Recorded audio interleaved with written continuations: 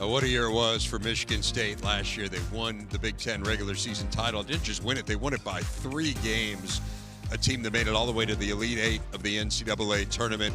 Did lose a lot, lost a first-round pick in Jace Richardson, Jaden Akins as well, but some very familiar faces. Jeremy Fears, Coen Carr, Jackson Kohler did really well in the portal, and again, a much-anticipated year in East Lansing.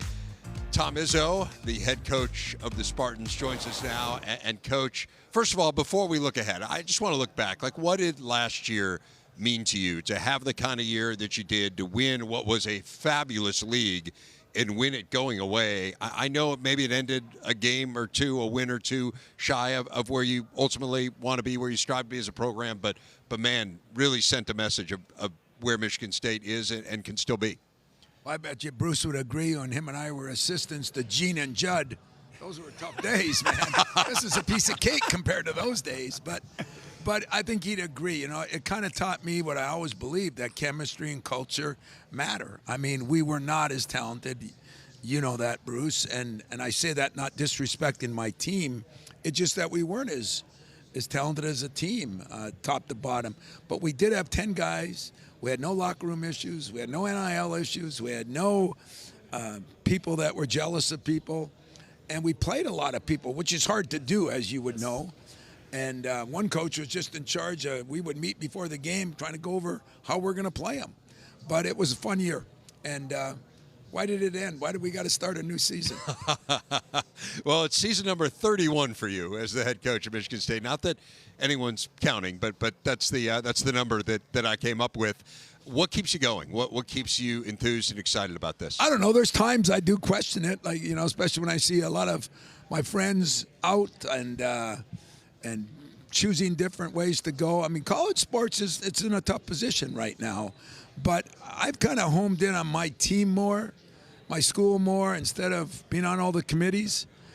You know, Matt Painter, a good friend of Bruce's, and we've been on a lot of committees. Matt still is, but there's so many challenging things going on. There wasn't room for both, and so now I'm just kind of homing in on my own team, and I've really enjoyed it so far. I said I still love my job. I just question my profession at times. He will call sometimes when you say, "Why do you still do it?" And I'll get the call. I don't know. I can't. You know, he's just one out. It's just, you're fine, Tom. Because you're a friend. I can do that to you. But in the time of analytics and threes and all that, I just was so happy what won last year. Toughness, defense, depth, all the things, camaraderie. You had all those things, and I hope somebody young coaches look at it and say, hey, we don't have to shoot 45 threes to still win. You know, I agree with you, Bruce. I'm not a big fan of analytics. I see it even in pro football. It's starting to come down a little bit now, you know, but everybody gets caught up in that. I used the football analogy 100 years ago or now.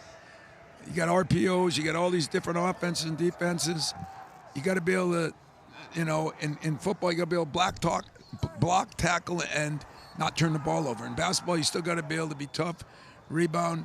You got to be able to play defense, and you got to not turn the ball over. So we did a better job in all 3 of those. We actually got to the free throw line more than some of my teams have in the past. And, yeah, it was a fun year because we did the basics. You know, all the changes, the basics are still the basics. That's not old school. It's just what it's supposed to be. One of the things you're so proud of, when I come up and do a game, what you've built as a program, a family, the former players, the locker rooms, it's just, and when you walk me around, it's almost like I get tears in my eyes, to be honest, because you're so proud of it and the success, and I admire it, but just talk about that. Yeah, you know, I really do believe the players that built the place are the former players. And these guys are just renting it until they establish until they get to join that group. And you don't get to just join it because you want to join it. You join it because of what you have accomplished. And those former guys have been great, you know, and because Judd was here a long time, and then myself, we've got over 50 years of head coaching in between us. That takes on from the Magic era on up, which has been a pretty good era. And then, you know, when my guys like Cleaves and that, and then, you know, Steve Smith, who I coached as an assistant, they're always coming back. And Draymond is solid as a rock, you know. And so it's kind of moved forward.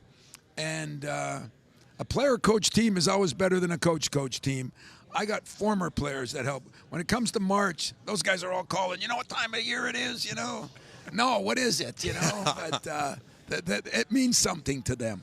It's interesting as you go through that litany of players, and I think the big thing that stands out that you've talked about for so many years is that your best teams have had your best leadership. And you go down that list and you think about some of those guys who were fabulous basketball players, but were fabulous leaders as well. I know you think Jeremy Fears can kind of be in that mold. Tell me a little bit about Jeremy as a leader and how you've seen him manifest I thought he'd himself. definitely be in that mold, and then he had the injury, and that sent him back. Then he missed the whole summer. He's had a whole summer to go. It's hard to lead if you don't have confidence in yourself, right, Bruce? Yes. And he has confidence in himself now. He's playing better. I do have 4 guys, in Kohler, Jackson, Jeremy, and Coen that have all started some. Some of them started a lot. That's a lot more than a lot of teams have right now. And we got to bring around some young guys and some new guys. And Jeremy has to have that voice. He has the voice enough. He has to have confidence in his own game, and that's what he's getting. There's no doubt your big guys got better last year, and you told me now they've continued to get better. It'll probably come down to guard play, right? Just taking care of the basketball. You got to get it to the big guys, and that means taking care of the ball. And that's our question mark right now, our shooter, is it going to be Kerr? Kerr Tang is one of our guards who's one of our best shooters.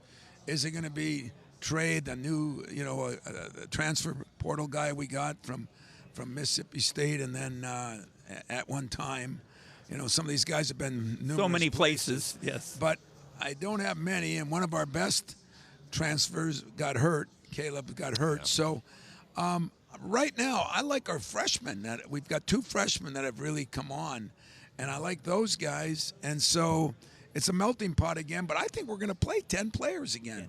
And some of that is really good. Some of it's bad because maybe nobody's that far ahead of somebody else, but it leads to a better locker room, and locker rooms are important in sports. Tom Izzo, head coach of the Spartans. We could do this all day. It's always a pleasure to see you. I measure time by the media day interview with Tom Izzo, right? Another year's upon us. Well, I could do it with you, but Bruce has been a good friend since, like I said, we got something that you'll never have. You work for Judd and Gene, you are canalized in this area.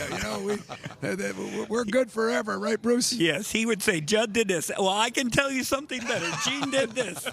They're survivor tales. Yes. But we love them. Yes. They're both great. Yes. All right. Thanks a lot, Coach. Thank Always you. a pleasure to see you.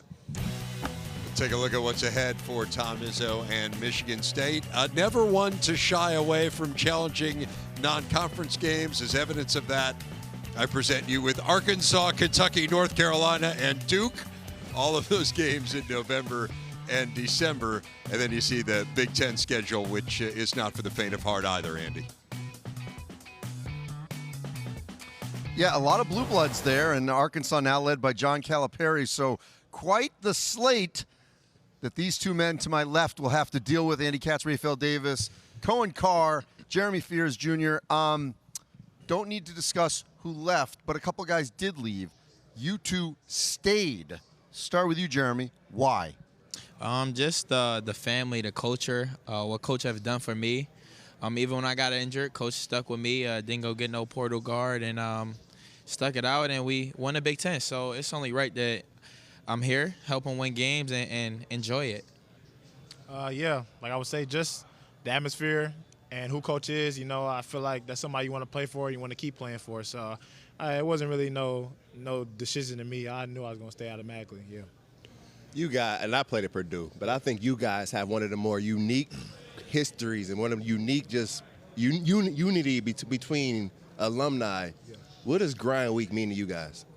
It means a lot, to see all the players come back from different eras, just to see. You just want to pick their brain and just talk to them, All you're doing is listening. You try to be a sponge as much as you can to see what they got to say and, try to use it what they say to help you. I definitely say for me, it was one of the coolest things I ever experienced. It's like some of these are Hall of Famers, won Big Ten championships, won national college championships. Just them being here and talking to us, taking time out their day to be with us is just special. Like, who's gonna come back to their college that they went to spend time for a weekend with kids that look up to them or want to be in position that they're in. Yeah.